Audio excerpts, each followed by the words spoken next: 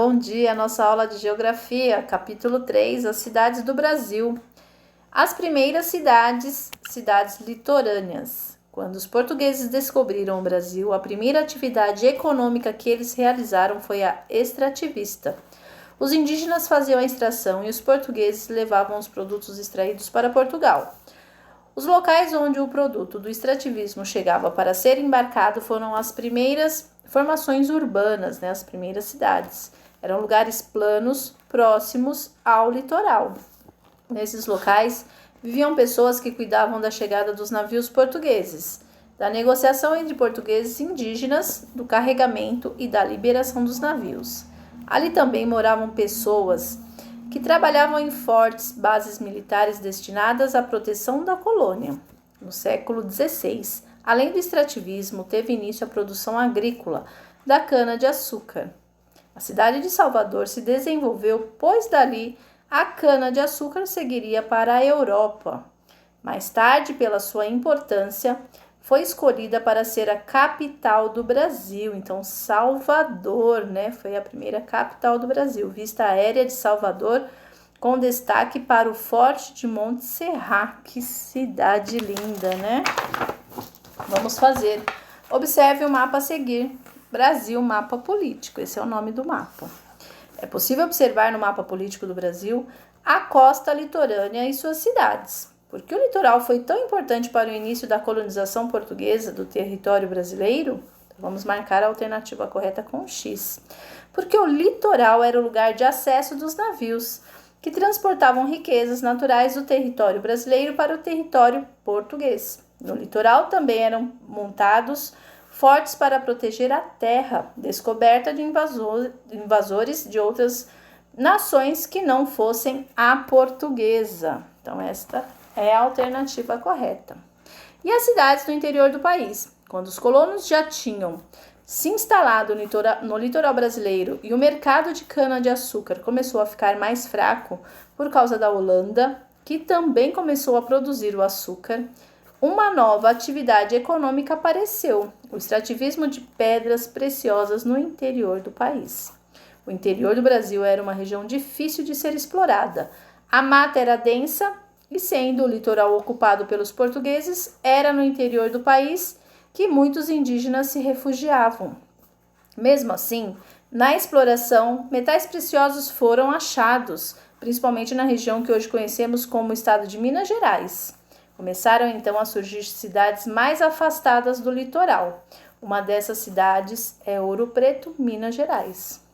A mineração e extração de metais preciosos contribuiu para a ocupação e o desenvolvimento do interior do Brasil. Olha aí, vista aérea da cidade de Ouro Preto. Que cidade linda, maravilhosa, Que até hoje se mantém nessa estrutura belíssima,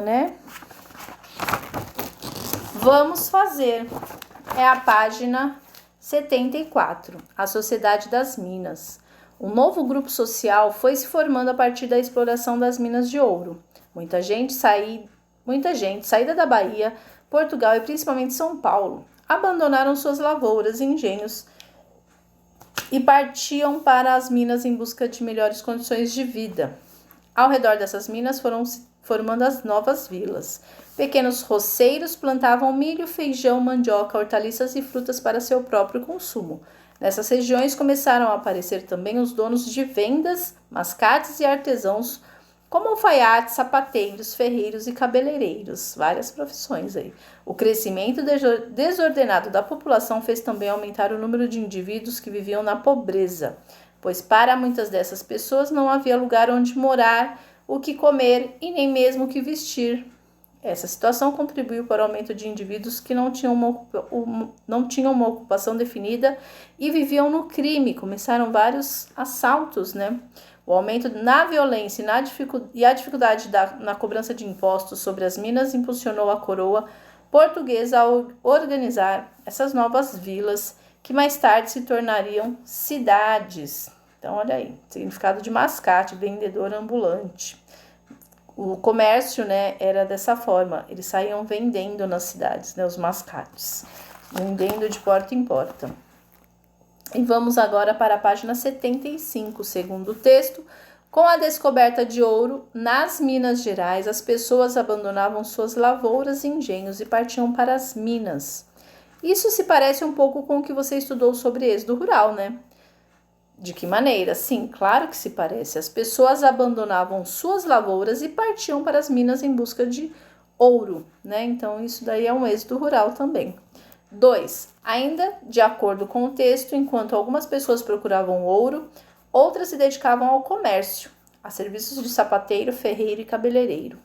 Letra A. Retome o que você aprendeu sobre os setores da economia e defina no espaço abaixo quais são as atividades que predominam no setor terciário.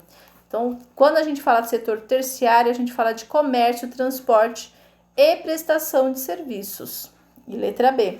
O setor terciário predomina nos espaços rurais ou nos espaços urbanos. Então, quando a gente fala de comércio, transporte e prestação de serviços, nós estamos falando do espaço urbano. E a página 76. Letra C. As atividades mencionadas no texto se aproximam do que hoje entendemos por atividades do setor terciário? Sim, claro que sim. E letra D. A presença desse tipo de atividade já era importante para dar ao agrupamento de pessoas nas Minas Gerais um jeito de cidade? Claro que sim, né, gente? Porque foi a partir desse momento as cidades foram se formando. Letra 3, número 3. A chegada de vários trabalhadores rurais às regiões onde seriam fundadas as vilas, as cidades, trouxe desordem. Que tipo de desordem foi essa, segundo o texto? Então, começou aí falta de moradia, falta do que vestir, falta de alimento e muitos crimes, né? Troque ideias, depois de ter estudado um pouco sobre os problemas que surgem quando as pessoas se agrupam desordenadamente. Você diria que nós realmente precisamos aprender a nos organizar para viver em sociedade? Você diria que essa organização é importante para nós, desde que as questões de saúde até as questões de moradia, educação e lazer? Quais aspectos devem ser levados em conta nessa organização? Vamos falar sobre esse assunto nas nossas aulas online. Tá? Fiquem com Deus, se cuidem!